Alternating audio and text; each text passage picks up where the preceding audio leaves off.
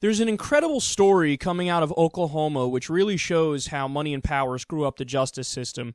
Raw Story reports, quote, police in an Oklahoma town said city officials tried to block the drunk driving arrest of a well-connected businessman. Brian Haggard was stopped 2 months ago and charged with driving under the influence. Police said a flurry of telephone calls soon came from influential officials in the city, including the police commissioner and city manager, asking officers to go easy on Haggard. Listen to what one of the officers said, quote, we live in a good old boy system here in this town. My officers have received threats. I personally, and the chief, has received threats to our jobs. Wow. Now, they even say at one point in the article that, like, apparently the guy who was pulled over, he somehow, like, called one of his buddies that has a lot of power, like, on the spot. And the guy fucking showed up to the place where the guy was getting arrested for drunk driving. So, like, he immediately got in contact with his buddy who has power. He's like, dude, I need you. You know, I fucked up. I'm in trouble. I got to get out of this. Just come down here and tell the officer I'm a good guy and, you know, give me a pass on this one. So the guy, I think it was the city manager, whatever position that is, literally showed up at the scene and was telling the officer, no, it's, you know, let's be reasonable here. Let's not go too far or anything. I mean, we can give this guy a break and whatnot. Now, to give credit to the officers here, they actually, you know, did the right thing. They showed some spine. And the guy was like, I'm arresting this guy. This guy was clearly drunk driving. He was a threat to everybody out here. I'm not just going to give him a pass because he has power. I'm going to do the right thing here. And because the cop did the right thing, now the people who are above the cops are like, all your jobs done, gone, forget it. It's over. It's over. You didn't listen to me. You know, I have political power. I have power in the community. TikTok, son, you're about to be out of a job. Sorry. Now, understand, how many of these stories have not reached the press? Because the only reason this one reached the press is the cops were like, fuck, you know, we might actually lose our jobs, and just because some asshole, some businessman, some guy with power, we did the right thing and upheld the law.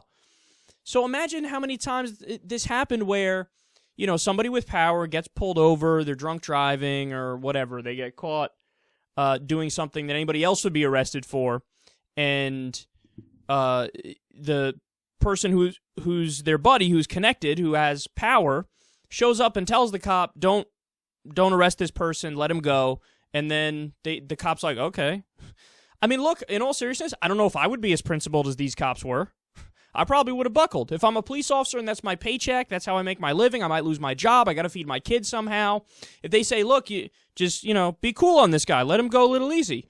Would I have stood up on principle and said, no, we need justice is blind, we must treat everybody equally, whether they're rich or not?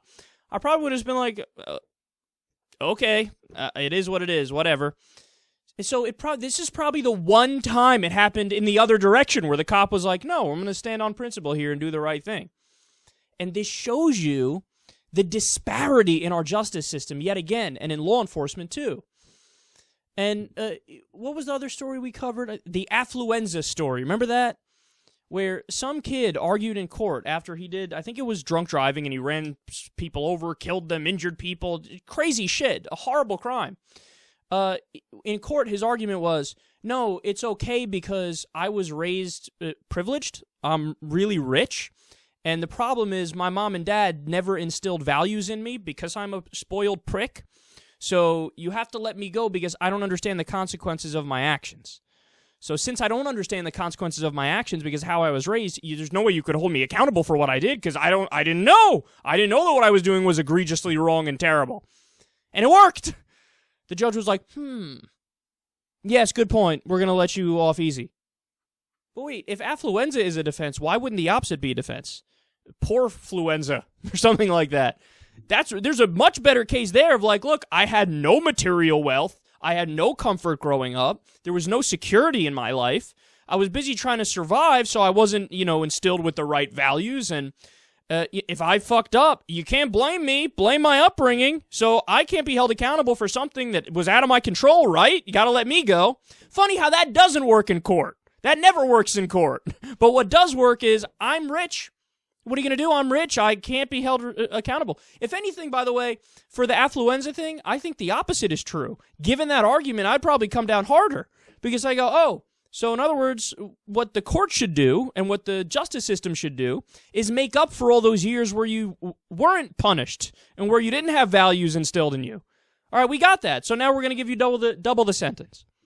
Hey, look, you said that I never learned right from wrong because I was rich. So we're going to step in and correct that. Now you're learning right from wrong, and you're going to learn it in a very clear way. Double your sentence. And then when you get out, you'll be an upstanding citizen. Yay! So again, man, how many times have we seen this?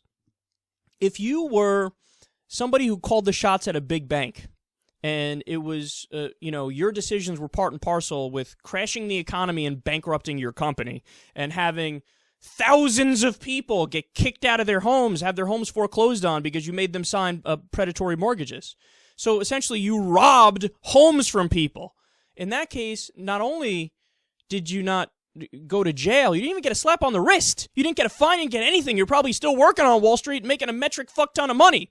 So you can essentially, in essence, rob thousands of houses from people, and it's fine. No punishment. But if you go into a liquor store and you take, a pack of cigarettes or something, well, now we're going to have to lock you in jail for 10 years. See the disparity? You can commit a worse crime, and if you're well off, well, you have a much better chance of getting away with it. This just happens to be one of very few cases that we get in the media where law enforcement did the right thing. And notice, the true scandal is when law enforcement does the right thing.